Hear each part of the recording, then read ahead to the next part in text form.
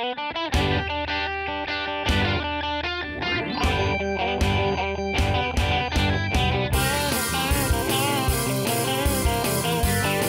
everybody, welcome back to another episode of Motor Mouth, brought to you by the Boyertown Museum of Historic Vehicles. I'm Kendra and this is Dan. Hello. Hello. Hello there. Out there in YouTube TV land, TV land, YouTube whatever. land. Yeah. So here on Motor Mouth, we like to share with you some, some more in-depth information we have on our vehicles, the stuff we can't fit on the sign. Yeah. The sign's only so big. Right, right. So I have a little bit more today about this car, the Dragon, which I think is, well, it's really popular here with visitors. I think partially because of the color. It stands out from a lot of the other kind of darker colors. But why don't you tell us about the Dragon? Why is it standing out to you today? Why is it standing out to me? I don't know why I picked this car to talk about.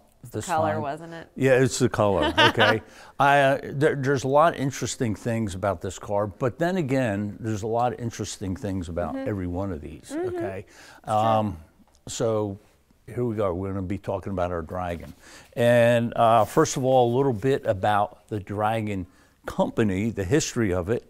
And it actually was in existence from 1906 to 1908. And it started as a Dragon automobile company in Detroit, okay? And it was only there a short time. I think that's where they sort of formulated this whole idea of, hey, let's build a car. I don't think they built any cars in there in Detroit. But the original designer of it was a gentleman called Leo Malinowski, okay? And they called him a well-known French designer, because he had some, yeah, I don't know, but he had some French. He also worked for a company called the Otto Gas Engine Company in Vienna, Austria. Ooh. And Otto gas engines are, I think Mr. Otto, I think he was from the US, but he really developed the internal combustion four-cycle engine and all that stuff. That was the Otto thing.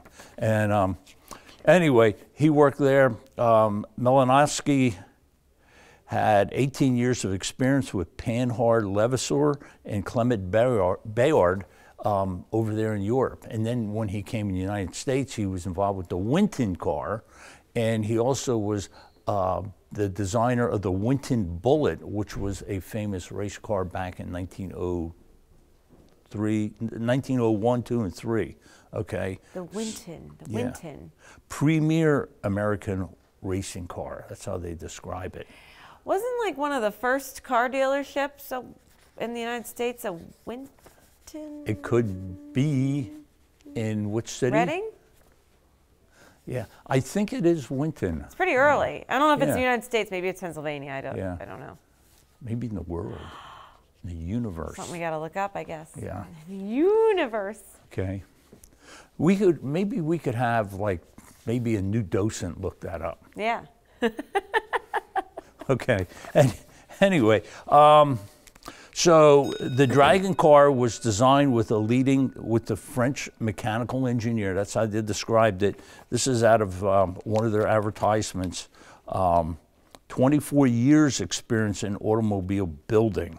Now, I already said 18 years, now it says 24. No. So we'll cut that in half, 21 years, okay? We're in like a weird time loop thing. So according to the Motor World, an early automotive magazine out of 1906, put this here, whoa, it's not gonna stay there. That's all right, okay. That's all right. Okay, they said the Dragons will list at $1,500 and already has the product well underway, expects to have his first batch of car in evidence within 4 weeks. The Dragon, according to reports, is a creation of Designer Brush, formerly of a Cadillac company. I don't know who Designer Brush is, though. I know there was a brush car, and I have a feeling it involves that car. Anyway, will be a 4-cylinder touring car with sliding gear transmission. Engine will be around 24, 26 horsepower. And it goes on to mention the president of the company, who used to be involved with Oldsmobile, and another person with the company also involved with Oldsmobile, and so on and so forth. So anyway, in 1906, the production actually started, and I'm thinking that might be in Detroit. I'm not quite sure how that was. So soon after that, they end up buying the Brill company building in Philadelphia, moving the whole thing to Brill. Oh. It's in like West Philly, Universal City. Yeah. University City, excuse me.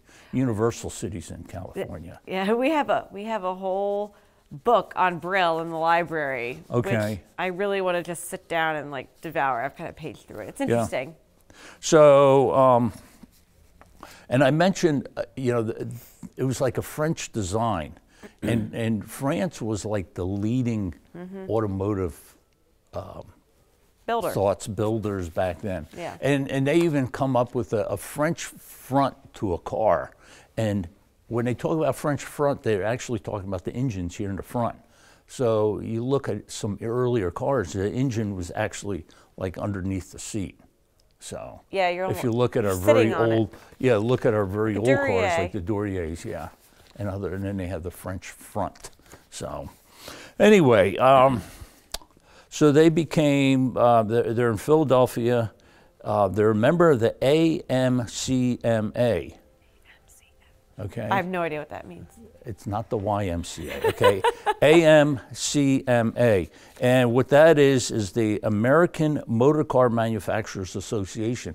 And they were formed to kind of fight against the Selden patent, who had a patent, they would get royalties for every car sold.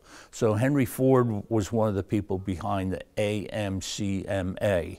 Okay, and you see it in a lot of advertising of cars from back then.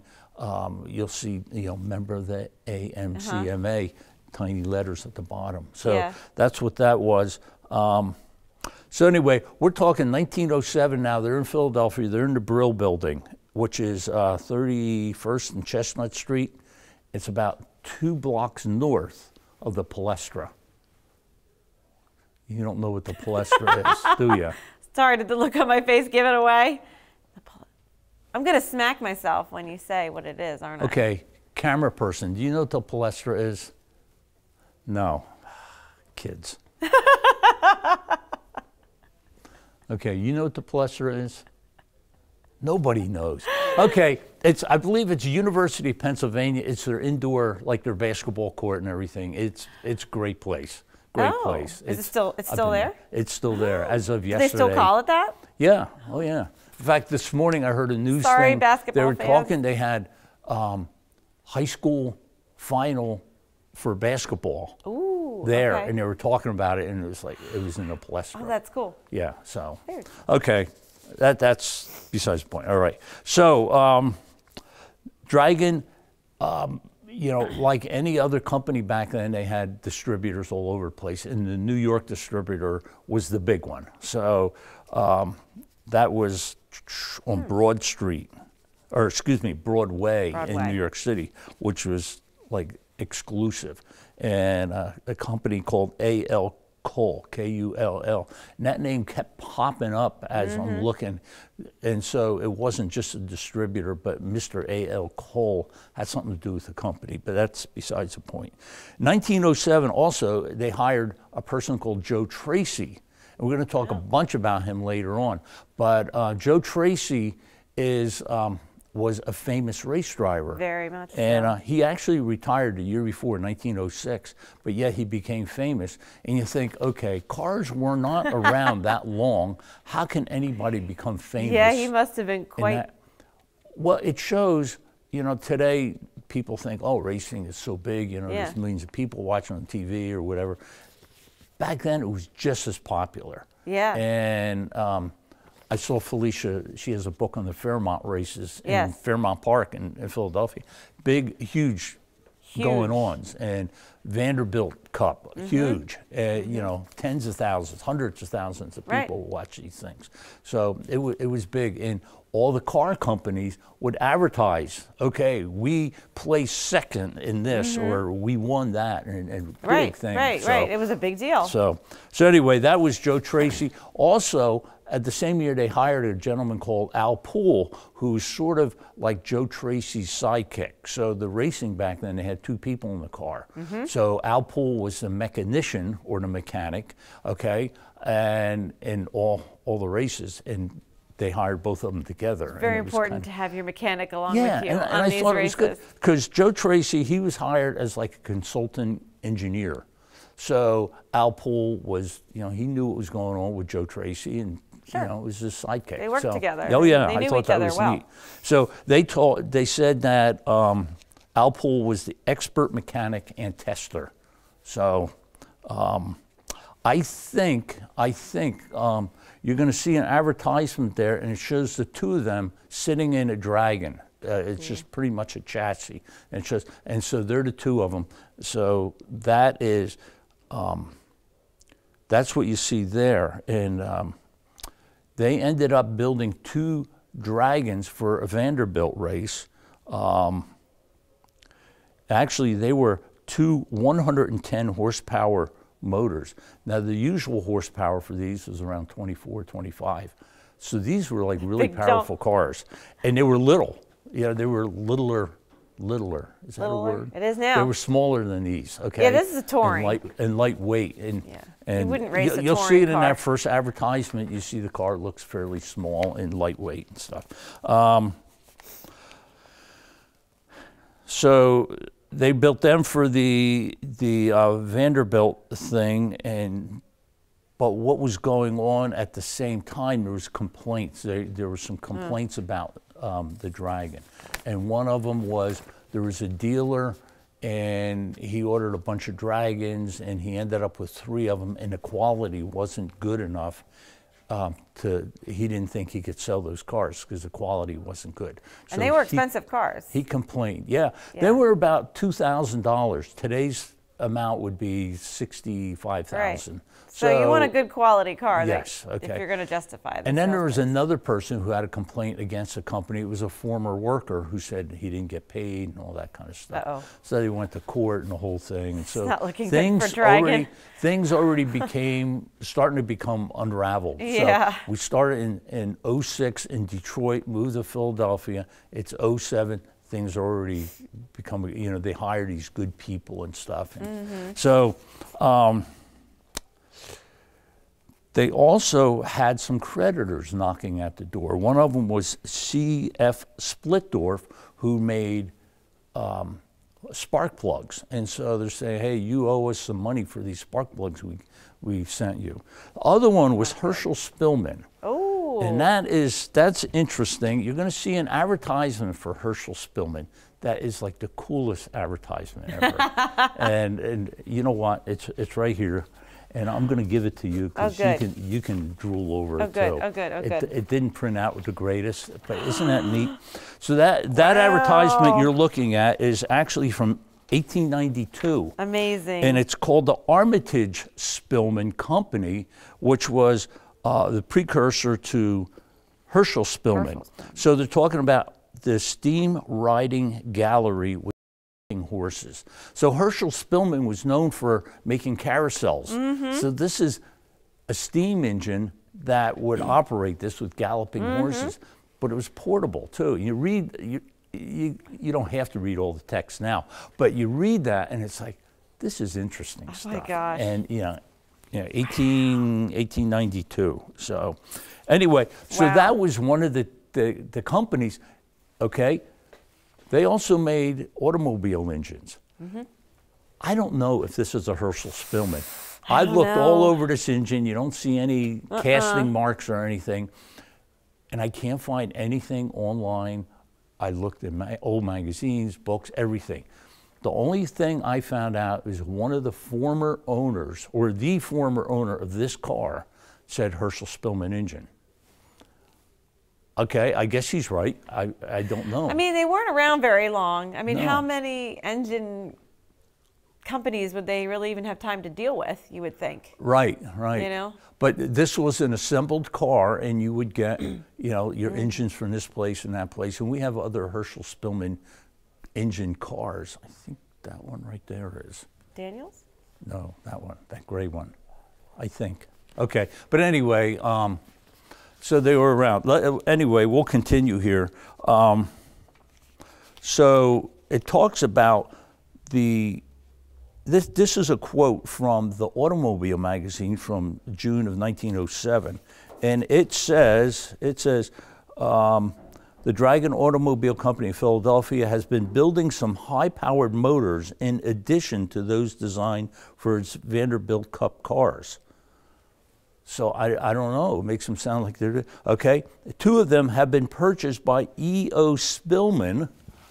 Herschell-Spillman. Yeah, the mystery deepens here. The engine builder of North Tonawanda, New York, who intends to install them in 12-meter launch, in a 12-meter launch and out building. So he was going to put them in boat. The motors are going to be coupled tandem. They'll develop 250 horsepower, so on and so forth. It's going to be named the Dragon. Oh. So it's really interesting. It's like, okay, except maybe Herschell-Spillman built the engine, you know, created it, and then Dragon increased it and then turned it into a racing. So these 2 motors are 100 and they're 250 horsepower. So that's 125 each. And remember, I mentioned the Vanderbilt cars are 110. So it's even better. And, you know, was it Dragon or was it Joe Tracy, who I think it was Joe Tracy? Yeah. But he was employed by that. And so maybe that's what's going on. Who knows? So, so anyway, that was a little bit of Herschell-Spillman. They're knocking at the door. Where's our money? So, 1907 in December, I saw something written, the company gave up, and that's the word they used, okay? February of 08, President John Mills declared personal bankruptcy. In 08, also the company reorganized as Dragon Motor Company, and he had a New York capitalist kind of behind everything. They were planning to enter the taxi cab market, you know, hundreds of taxi cabs. So you're going to see another advertisement here, the Happy Medium car. That was 1908, and you can see it has a little roadster there that looks pretty sporty, I think, even for 1908. The Happy Medium. Yeah. You like that? I do. And you read the advertisement, it says, okay, it's the Happy Medium. And it says the Dragon touring car, which like this here, of 1907 was the best of its class for that year. It only needed a few refinements we have made to make it the best of its class for 1908. So there it is. We only tweaked it. But you know, they're kind of dying off, the whole company. The company's in trouble. So March of 08, they went in receivership. April of 08, company assets sold at a public auction. And that public auction was a company, the company who bought it was a company called Gorson Automobile Exchange out of Philadelphia. And they bought everything. And you know, they disposed of the Dragons and stuff. And I have an advertisement from the Gorson's Automobile Exchange. This came from the Philadelphia Inquirer, June 7th of 1908, okay? And it says, Dragons, now or never, $2,000 new Dragon touring cars complete for $850. Oh my God. So that new there would be 2,000, but they're selling only for 850. It says, we have been successful in obtaining 50 more of the Dragon automobiles from a Western bank, which loaned money on them. This is positively the last of the Dragon for sale on the market. If you are thinking of buying a car, don't wait, but send in your order at once and you will be sure of securing one. The Dragon is a 4-cylinder shaft drive touring car. Seats 5, color, blue or red, is sold with a guarantee. We are the sole agents for all parts of the Dragon cars. We also have, and they mentioned they have other cars. So they're basically a used car dealer. Right. And I think they would go buy up places yeah, there like were Dragon, right? companies, and I know Levin was the ones who bought up all the Daniels car. Yep. But this advertisement, which isn't the best quality, has a whole list here of all the other used cars that they're selling, and there's all sorts, you know, Ford, Autocar, a Pullman. Oh, wow. Ooh, Pullman. Make offer. It still doesn't have a it. price though. Ha-ha. And maybe it's one of them Yeah, right it could there. be. Okay, Rambler, Wayne, Pope Hartford, so on and so forth. But it's just really interesting because they're advertising. They are the people with the dragons here. Okay, so let me tell you a little bit about our car right here, our 1907 Dragon Touring. All right.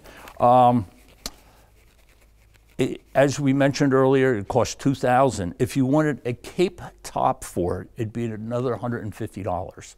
Okay, A cape a top. roof. I Yeah. don't think I ever heard it called a cape I'm top. thinking. I always thought a cape top just came and it was just over the back seats. Yeah. Kind of like the biddle down there. Okay, yeah, but yeah. I'm not really sure about that. But anyway, it costs $150. Top speed for this baby, 45. Woo. 45 miles an hour. I also saw 50 in something, and even 55. We'll stick with 45 though, Yeah. because I don't think in the roads back then you want to wouldn't go want to much go faster. 50. No. I don't think you Okay. want to go 45. As I mentioned earlier, 4-cylinder engine, 24 to 26 horsepower, original Dragon design, they called it. Was this something they sent to Herschell-Spillman? If Herschell-Spillman actually made it.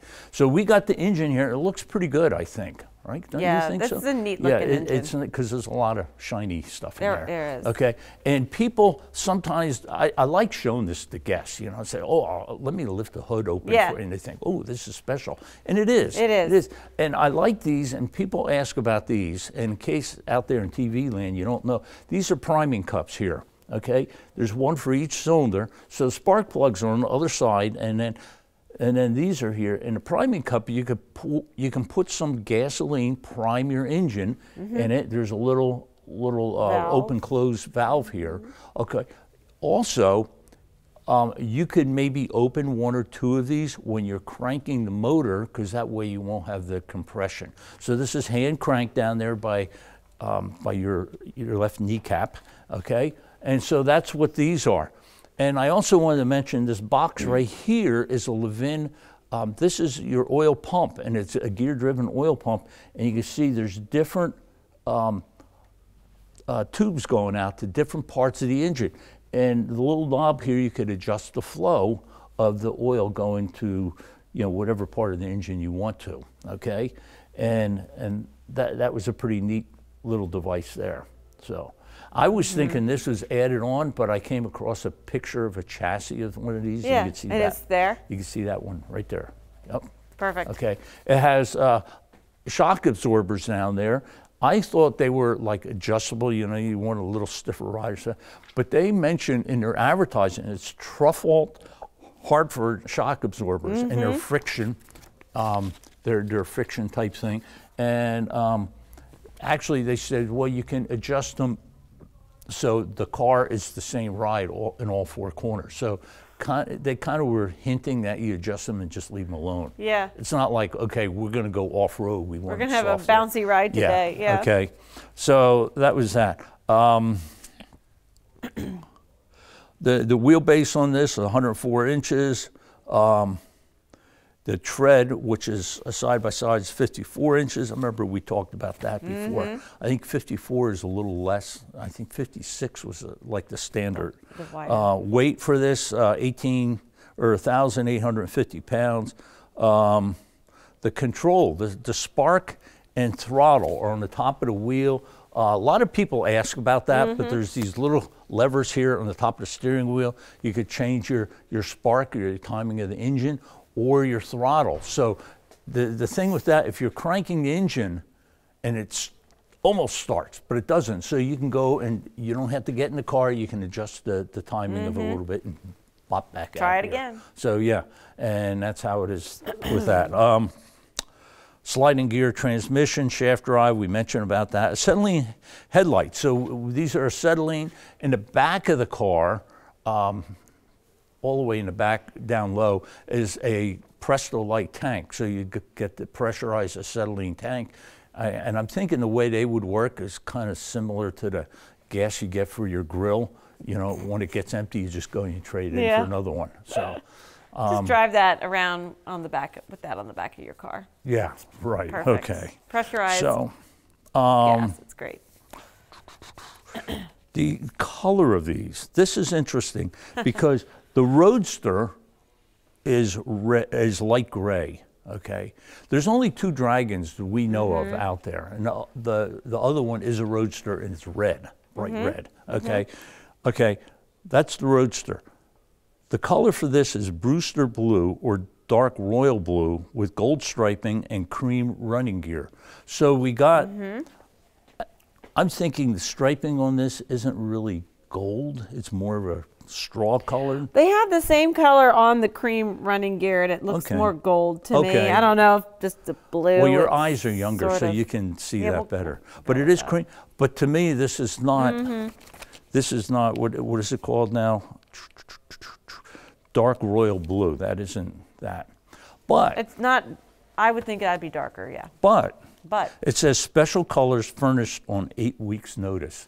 So there we go. So where special colors would be this. So, you know, you look at cars and you think, okay, they're kind of all the same color, like black or something like that. Black, you could dark get gray. them. But the paints back then were not that good. And yeah, you could get paint like this and it probably within a few weeks it's starting to fade or get chalky looking or whatever. So that's it. Something else I wanted to mention with this car is the running board. And this running board, I don't know how well you can see it, but I'm sticking my finger through it right now, okay? And it looks kind of like grating like you would see in a fire escape, okay? I tell people it's not comfortable to sit on because it hurts, okay? But there is a company out there called Q&C Stanwood. And actually, there was a company at that Railway Appliances Company out of Chicago. They made the Q&C Stanwood automobile step, which this is here, okay? Oh. And it was actually created for railroad cars, getting in and out. That makes sense. And a quote from one of their customers says, "The very best step for automobiles, as it never wears out, requires no repairing, always looks well. The steps are made of crimped steel, act as foot scrapers, keeping the car clean, and allows dust and mud to fall through." So it makes sense. For a rail car especially, all those people coming off the streets, of all the mud and stuff on their shoes, goes right, you know, it is a little, I wouldn't say it's sharp, like you're not gonna like cut yourself, but no, it's just you're sitting on a lot of edges. Yeah, so like your feet will get sitting on edge. Oh, I'm sitting on the edge. Yeah, you'll get your feet scraped off on that. Yeah. So anyway, that's our that's our Dragon from 1907. I gave you a bunch of history about it. We're going to take a little break and then come in and talk about more about Joe Tracy in a moment. But before we do that, I have to give thanks to Matt Hocker of the AACA Museum. He sent 92 scans. Library. AACA Library. Oh, library. Yeah. Excuse me. Yeah, and I have library right there. You do?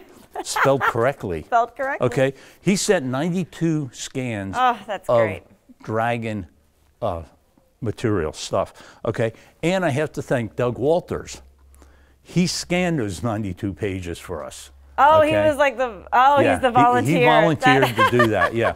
So I was over there about a week ago and was looking through. They got a lot of stuff. And I was stuff too, shocked when you said how much they had. Yeah, and that's only a little bit of it. A little bit, yeah. They had a whole folder of Herschell-Spillman stuff too. See, you can get lost in there including for that days. Advertisement that you're holding in your hand. But that came. I just got that offline. This is a gem. Online, whatever. This is a through gem. the line. So, okay, so that's it with this car. So there you go. So make sure you come in and visit and take a look at our Dragon here. It's a cool car. It is a cool car. And that's it on our car, but we're gonna be back with more about some of the other things you briefly mentioned here earlier. We're gonna dive into those a little bit more. So we will see you next time.